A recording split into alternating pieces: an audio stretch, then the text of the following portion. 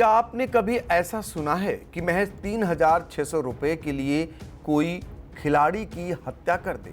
जी हां, मेरठ से एक ऐसी ही घटना सामने आई थी जिसने हर किसी को झकझोर कर रख दिया था।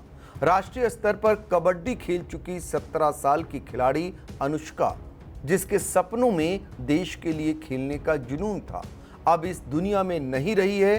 जिस बेटी के गुम होने पर परिवार 1.5 महीने तक पुलिस और अधिकारियों के चक्कर काटता रहा, उसकी हत्या महज 3600 रुपए के विवाद में कर दी गई।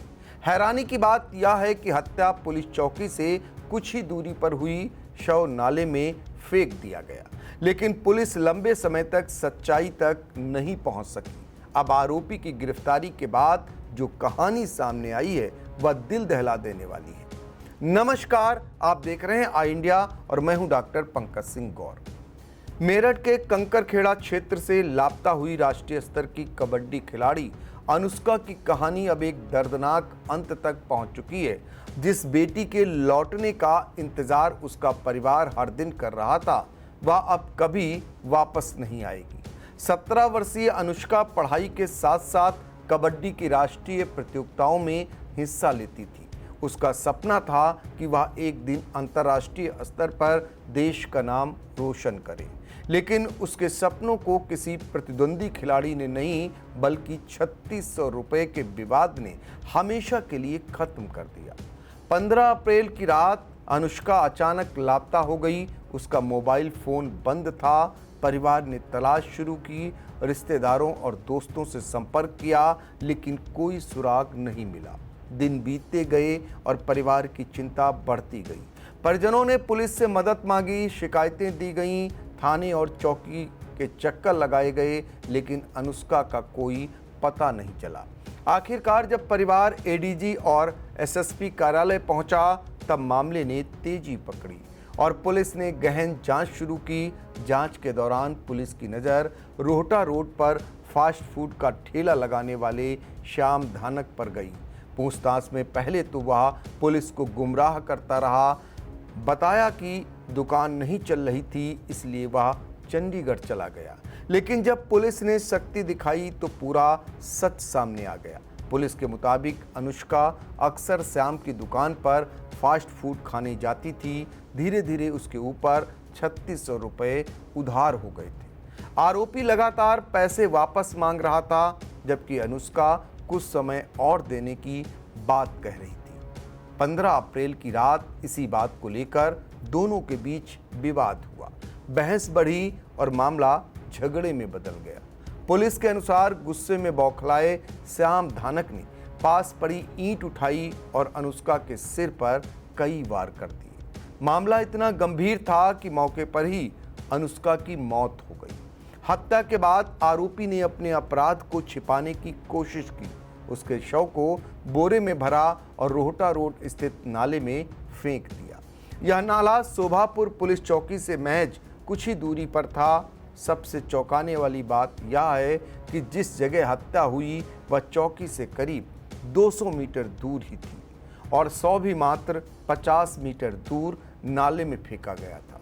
इसके बावजूद पुलिस 1.5 महीने तक हत्या की गुत्थी नहीं सुलझा सकी। जांच में यह भी सामने आया है कि पुलिस ने आरोपी को 2 बार हिरासत में लेकर पूछताछ की थी, लेकिन हर बार वह कहानी बदलकर जांच को भटकाता रहा और पुलिस उसके झूठ में उलझी रही। आखिरकार वरिष्ठ अधिकारियों की सख्ती के बाद पुलिस ने चंडीगढ़ पहुंचकर आरोपी को गिरफ्तार किया। पूछताछ में उसने हत्या की पूरी वारदात कबूल कर ली।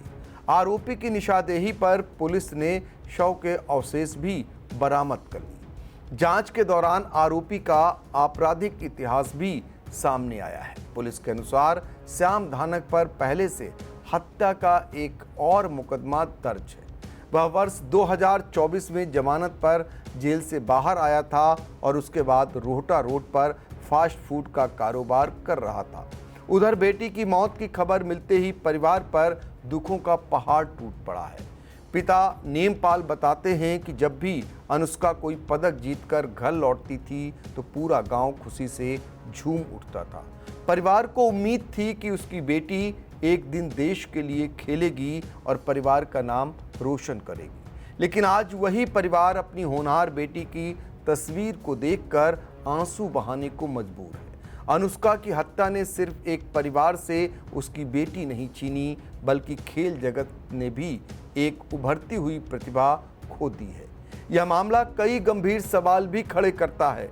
क्या अगर शुरुआती शिकायतों पर तेजी से कार्रवाई होती तो अनुष्का को न्याय पहले मिल सकता था?